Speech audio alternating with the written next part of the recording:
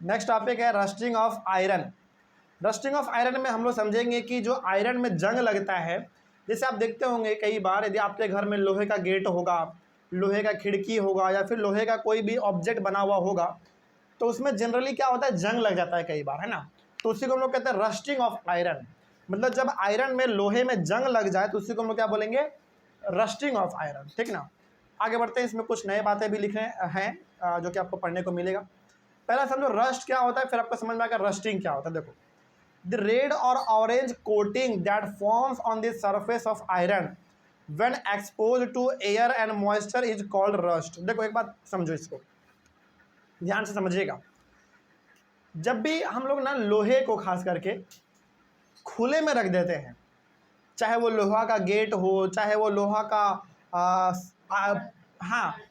लोहा का रड हो, लोहा का गेट हो, लोहा का खिड़की हो, कुछ भी हो, यदि हम उसको ना ऐसे ही छोड़ देते हैं, हवा उस पर लग रहा है डेली, पानी उस पर डेली लग रहा है ना, मॉइस्चर उसको मिल रहा है, मतलब ऐसे जब हम खुले में उसको छोड़ देते हैं तो उसमें आप देखते होंगे उसके ऊपर ना एक या तो लाल कलर का या फिर एक डार्क ऑरेंज कलर का उसके ऊपर रंग जमा हो जाता है, जंग लग जाता है। यदि वो ऐसा हो रहा है रंग में बदलाव, तो समझ जाइए उसमें क्या लग चुका है, जंग लग चुका है। उसी को हम लोग कहेंगे रस्ट। रस्ट का सिंपल सा मतलब जंग।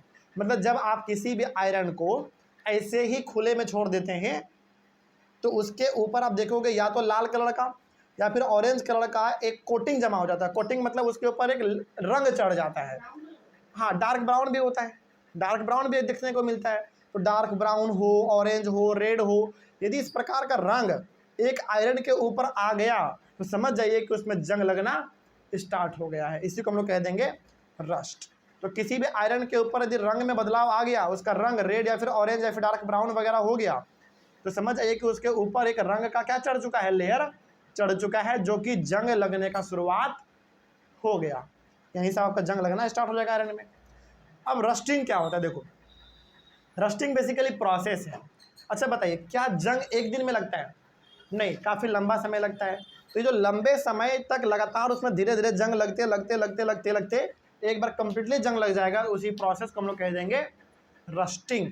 तो the process of formation of a reddish brown substance, आ गया ना ब्राउन रंग, reddish brown substance on the surface of the iron objects in the presence of moisture and air is called rusting.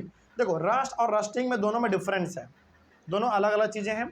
Rust का मतलब है जंग लगना, rusting का मतलब है ये पूरा प्रोसेस, क्योंकि जंग तो एक दिन में लगता नहीं है, 2-4 महीना लग जाएगा, कई बार 1-2 साल भी लग जाता है। ये जो लंबा प्रोसेस है 1-2 साल का, इसी को हम लोग कह देंगे रस्टिंग। कोई दिक्कत नहीं इसमें। तो दोनों क्या है, अलग अलग चीज़ है, लेकिन इन दोनों में कॉमन क्या है, कॉमन ये है कि जंग जब भी लगेगा, मतलब कि रस्ट या फिर रस्टिंग जब भी होगा, तो ऑब्जेक्ट हमेशा कैसे होना चाहिए, खुले इन्वायरमेंट में रखा होना चाहिए, है ना। जनरली आप देखोगे जो खुले इन्वायरमेंट में रखा रहता है आयरन, मतलब ऐसे ही कहीं पे पड़ा है आयरन, तो उस पर जंग लगना ही है। जैसे एग्जांपल के तौर पे आपको बताते हैं, जैसे आप ट्रेन से ट्रैवल करते होंगे तो आप देखते होंगे कहीं कहीं पे ट्रेन के पटरी के बगल में ट्रेन का पटरी का छोटा छोटा पार्ट पड़ा रहता है, उसमें भी जंग लग जाता है। क्यों? क्योंकि लंबे समय तक वो ऐसे ही पड़ा हुआ है, उसके ऊपर डेली धूप पड़ रहा है, बारिश के समय में पानी भी मिल रहा है, डेली हवा मिल रहा है। तो जब किसी भी चीज़ को लगातार लंबे समय तक धूप मिल रहा हो, पानी मिल रहा हो, हवा मिल रहा हो, हीट मिल रहा हो, तो उसमें क्या लग जाता है, जंग लग जाता है, ठीक ना। तो आगे बढ़ते हैं। तो रस्ट का मतलब हुआ जंग लगना, और रस्टिंग का मतलब क्या हुआ, ये पूरा क्या है, प्रोसेस है, जो कि एक दिन में नहीं होगा, काफ़ी लंबे समय में होगा। तो इसी प्रोसेस को हम लोग कह देंगे रस्टिंग, ठीक है। आगे, rust is not iron, it is different from iron on which it get deposited. कई बार, अच्छा एक बात और, आगे बढ़ते हैं फिर समझ में आएगा आपको ज़्यादा। This is one change that affects iron articles and slowly destroys them. बहुत लोग समझता है ना रस्ट का मतलब आयरन होता है, नहीं, अरे आयरन पे जंग लगने का मतलब रस्ट होता है। मतलब बहुत लोग ऐसा समझ लेते हैं कि रस्ट मतलब आयरन, नहीं, ये गलत चीज़ है। आयरन के ऊपर जो जंग लगता है उसको रस्ट बोलेंगे ना हम लोग, है ना। आगे, this is one change that affects iron articles and slowly destroys them. अब देखो होता क्या है, अच्छा, एक बात हम आप लोगों से पूछना चाहते हैं, बताइए किसी आयरन के ऑब्जेक्ट पे, मतलब किसी भी लोहे वाले ऑब्जेक्ट पे जंग लग रहा है तो क्या वो अच्छा चीज़ है या खराब चीज़ है? खराब चीज़ है। क्यों? क्योंकि जंग क्या करता है, आपके आयरन के क्वालिटी को खराब कर देता है और कुछ समय के बाद आप देखोगे वो क्या हो जाता है, कमज़ोर हो जाता है ना। इसीलिए आप देखोगे जो भी ब्रिज आयरन का बना रहता है उसमें लगातार लंबे समय तक क्या चलता रहता है, हमेशा कुछ ना कुछ उसमें जोड़ना, उसको पेंट करना, है ना, ये सब उसमें काम चलता रहता है। क्योंकि पता है ब्रिज है, लोहे से बना है, यदि इसमें ये काम नहीं चलता रहेगा तो आने वाले समय में क्या हो सकता है, टूट सकता है। और ब्रिज टूटने का मतलब समझते हैं कितना भारी लोगों का नुकसान होगा, है ना। तो वही चीज़ यहाँ पे है। तो जब भी रस्ट लगता है, यानी कि जब भी जंग लगता है तो वो धीरे धीरे क्या करता है, आयरन के ऑब्जेक्ट्स को डिस्ट्रॉय करना चालू कर देता है। मतलब कि आयरन के बने हुए चीज़ों को धीरे धीरे वो कमज़ोर करना स्टार्ट कर देता है। Iron is use in making bridges. अब देखो आयरन का इस्तेमाल कहाँ कहाँ होता है। Iron is use in making bridges, मतलब पुल बनाना हो, शिप्स, बड़े बड़े जहाज में आयरन का इस्तेमाल होता है, cars, trucks, bodies and many other articles the monetary loss due to rusting is huge. अब देखो इतना बड़ा बड़ा पुल, बड़े बड़े जहाज, है ना, फिर से ट्रक, गाड़ी, इन सब चीज़ों में आयरन का इस्तेमाल होता है। और यदि आयरन में जंग लग जाए तो इन सभी का नुकसान होगा कि नहीं होगा।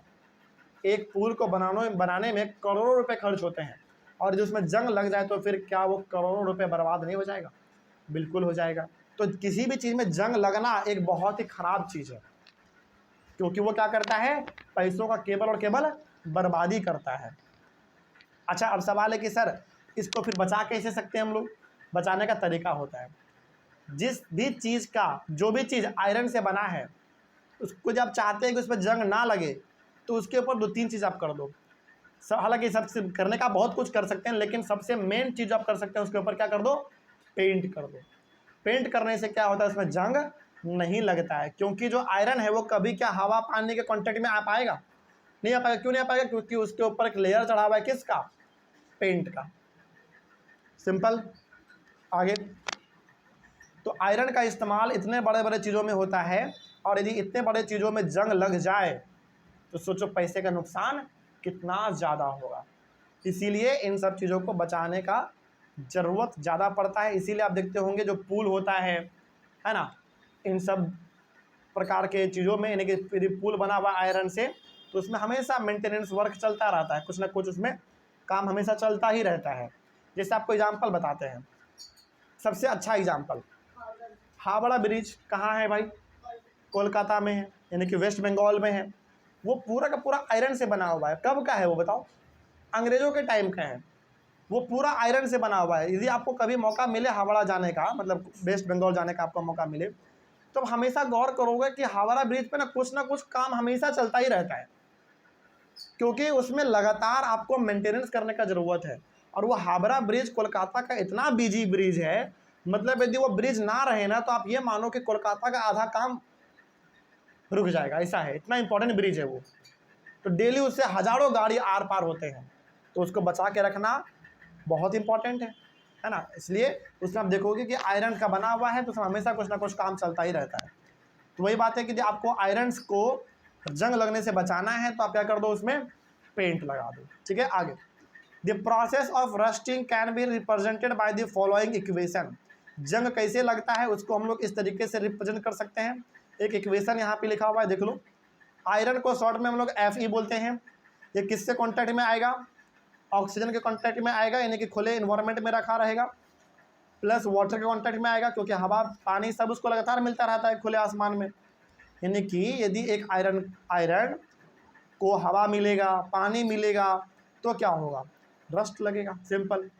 और रस्ट का मतलब है आयरन ऑक्साइड उसके ऊपर जमा हो जाएगा। आयरन ऑक्साइड का मतलब हुआ सिंपल सा जंग लगेगा। और उसका आयरन ऑक्साइड का फॉर्मूला क्या होता है? Fe2O3। सिंपल है, कहने का मतलब है कि आयरन पे जब जंग लगता है तो वो जंग का ये फॉर्मूला है, बस समझ लो। जंग का क्या है? ये फॉर्मूला है। ठीक है, आगे बढ़ते हैं। तो ये बात आपको ध्यान रखना है, एग्जाम में आता है कि इक्वेशन लिखिए जब आयरन के ऊपर क्या लगेगा? जंग लगेगा। तो आपको ऐसे लिखना है, iron plus oxygen plus water जब आयरन को हवा मिलेगा, पानी मिलेगा, तो उस पर क्या लग जाएगा, जंग लग जाएगा, है ना।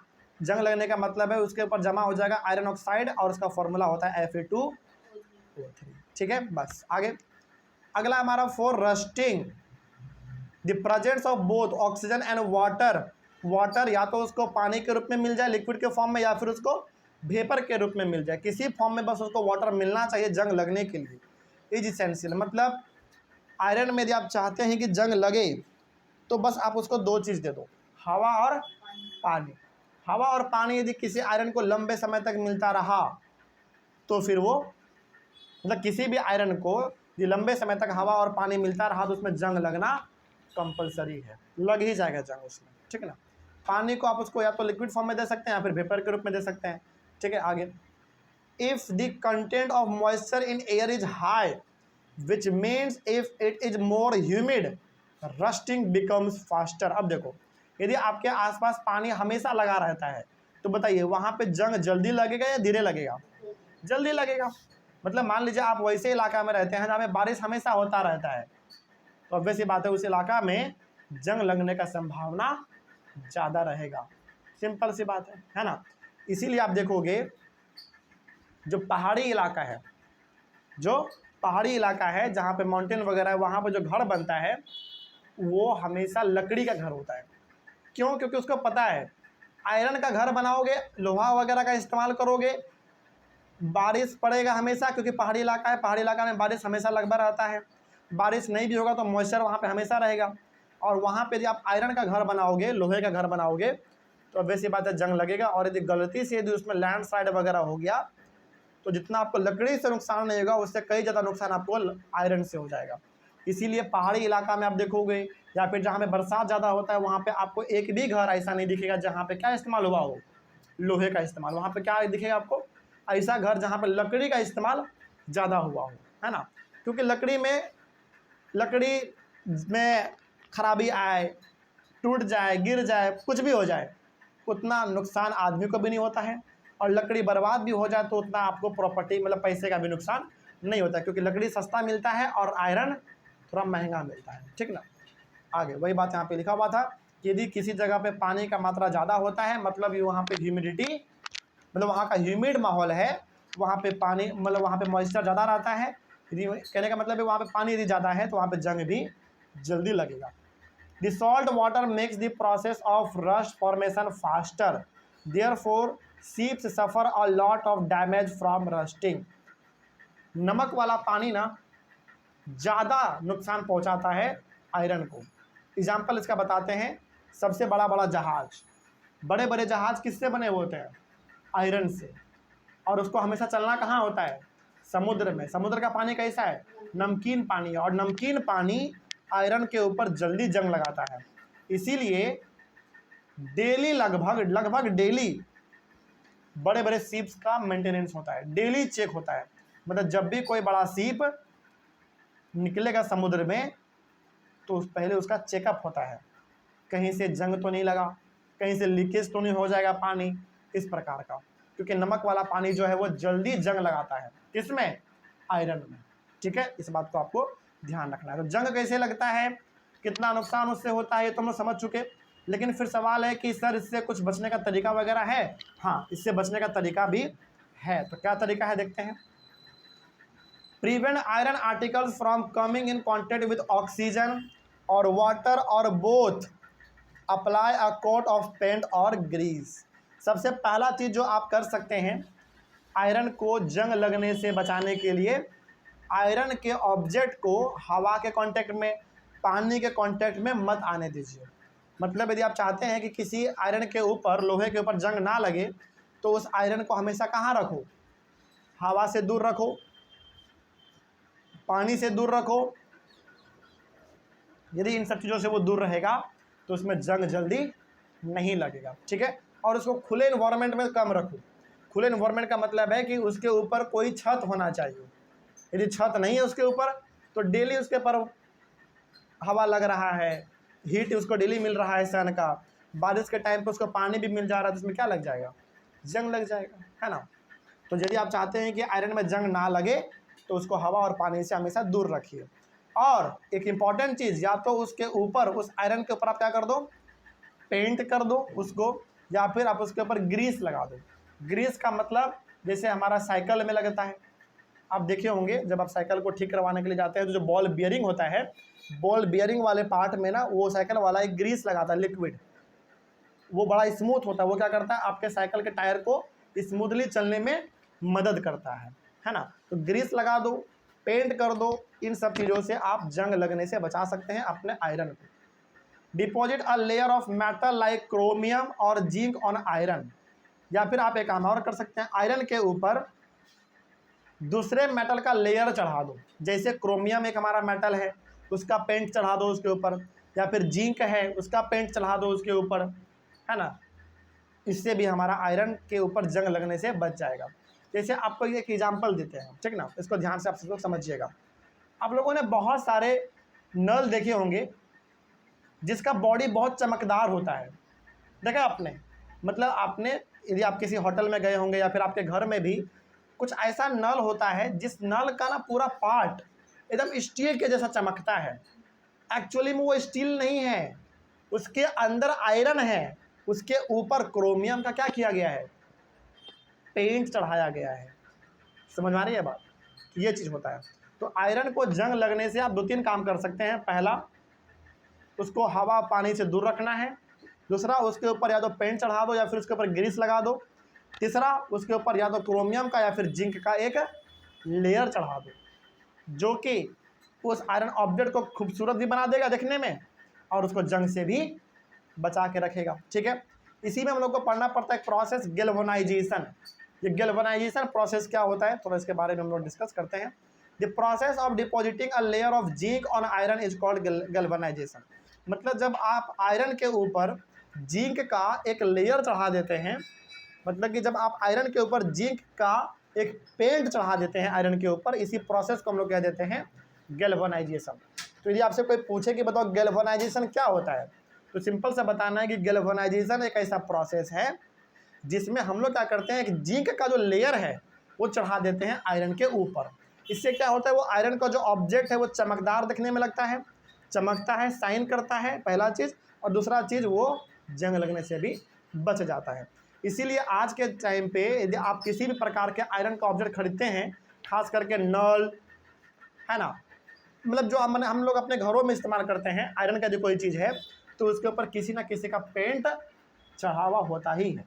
या तो नॉर्मल पेंट चढ़ा होगा, या फिर क्रोमियम का, या फिर जिंक का। ठीक ना, तो ये चीज़ हम लोग करते हैं। तो आज से ध्यान रखना है कि यदि आपके घर में कोई आयरन ऑब्जेक्ट है तो उसके ऊपर क्या कर दो, जंग लगने से बचाने के लिए उसके ऊपर या तो नॉर्मल पेंट कर दो, ग्रीस लगा दो, क्रोमियम का कोई लेयर चढ़ा दो या फिर जिंक का लेयर चढ़ा दो। इससे क्या होगा, आपका आयरन देखने में भी सुंदर लगेगा और जंग लगने से भी बच जाएगा, तो उसमें डैमेज भी नहीं होगा, और डैमेज नहीं होगा तो आपको लंबे समय तक वो काम देगा, है ना। ये हो गया हमारा लास्ट टॉपिक है हमारे चैप्टर का, क्रिस्टलाइजेशन। ये अब ये देखते हैं ये क्रिस्टलाइजेशन क्या है। बस 2-4 टॉपिक है, पॉइंट है इसमें, उसके बाद हमारा टॉपिक और टॉपिक के साथ पूरा चैप्टर भी कंप्लीट होगा। देखते हैं क्या लिखा हुआ है क्रिस्टलाइजेशन में। Salt can be obtained by the evaporation of sea water. देखिए, आपको पता है समुद्र के पानी में क्या मिला हुआ है, बताइए, नमक। जब समुद्र के पानी को आप बॉयल करोगे, उसको हीट दोगे ना, तो कुछ देर के बाद आप देखेंगे कि पानी सारा खत्म हो जाएगा, वेपर बन के आसमान में उड़ जाएगा, गैस बन के। केवल आपके पास बचेगा क्या, नमक बचेगा। हालांकि वो नमक अभी आप खा नहीं सकते हैं क्योंकि उस नमक में बहुत गंदगी होता है। उस नमक को फिर लेकर जाते हैं कहाँ पे, फैक्ट्री में, उसको प्रोसेस होता है, उसके साथ बहुत कुछ मिलाया जाता है, उसको वाइट किया जाता है ना, तब जाके आपके मार्केट में वो पैकेट में पैक करके आता है। लेकिन मुद्दा हमारा वो नहीं है, मुद्दा हमारा यहाँ पे ये है कि हम लोग नमक कहाँ से प्राप्त कर सकते हैं, समुद्र के पानी को एवोपरेट करके, बॉयल करके प्राप्त कर सकते हैं। आगे, the salt obtained in this manner is not pure and its crystals are small. तो इस तरीके से समुद्र के पानी को एवोपरेट करके, उसको बॉयल करके जो आपको नमक मिलेगा, तो क्या वो नमक बिल्कुल प्योर है? बिल्कुल प्योर नहीं है, वो बिल्कुल गंदा है। लेकिन जो उसके छोटे छोटे पार्टिकल्स है वो क्या होते हैं, जो उसका जो क्रिस्टल है, क्रिस्टल मतलब छोटा छोटा पार्टिकल जो है नमक का, वो बहुत छोटे होते हैं। लेकिन क्या वो प्योर है? प्योर बिल्कुल नहीं है, वो बिल्कुल अभी गंदा है। अब समझो ये क्रिस्टलाइजेशन क्या होता है। देखो, the process in which large crystals of pure substance can be formed from their solutions, this process is called crystallisation.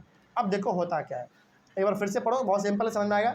The process in which large crystals of pure substance can be formed from their solutions, this process is called crystallisation. मतलब हुआ क्या, देखो जब आप एक pure substance प्राप्त करते हैं किसी चीज से, इसी को हम लोग कहते हैं क्रिस्टलाइजेशन। जैसे जब आप समुद्र के पानी को बॉयल करोगे तो क्या मिलेगा आपको, नमक मिलेगा। लेकिन क्या वो नमक प्योर है, नहीं। लेकिन जब उस नमक को प्योर बनाया जाएगा, जब उसको प्यूरिफाई किया जाएगा फैक्ट्री में, उससे जो आपको नमक मिलेगा, नमक का छोटा पार्टिकल, बड़ा पार्टिकल, इसी को हम लोग क्या बोल देंगे, क्रिस्टलाइजेशन।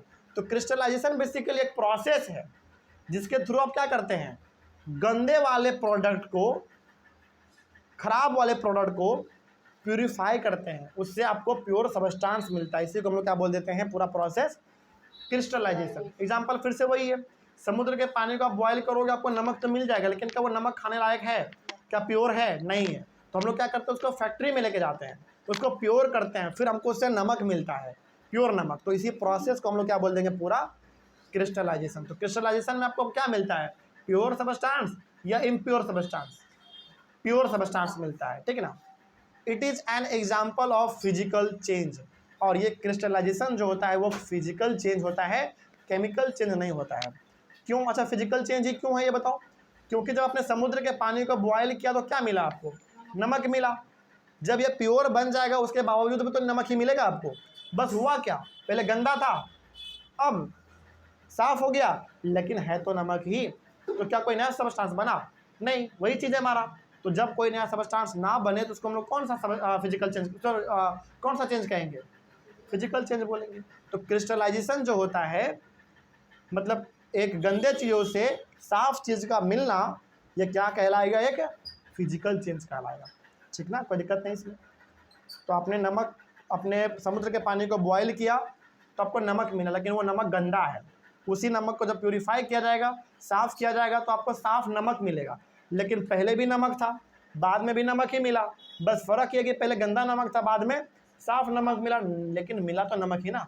तो क्या कुछ नया सबस्टांस मिल गया क्या, ऐसा थोड़ी हुआ कि नमक था उसको प्योर किया गया तो चीनी मिल गया, ऐसा हुआ क्या, नहीं। तो नमक था तो नमक ही मिला। तो क्या इसमें किसी प्रकार का नया सबस्टांस बना क्या, नहीं। तो नमक था, नमक ही था, मिला हमको, इसीलिए हम लोग इसको फिजिकल चेंज कह देते हैं, ठीक है। तो इस तरीके से हमारा ये टॉपिक खत्म हुआ और टॉपिक के साथ हमारा पूरा ये चैप्टर भी खत्म हुआ। तो कोई डाउट किसी को इस चैप्टर में, अब समझ में आया सबको। तो ये चैप्टर हमारा खत्म हुआ, मिलेंगे हम लोग अपने अगले क्लास में एक नए चैप्टर के साथ और एक नई शुरुआत के साथ। तब तक के लिए thank you very much and have a nice day.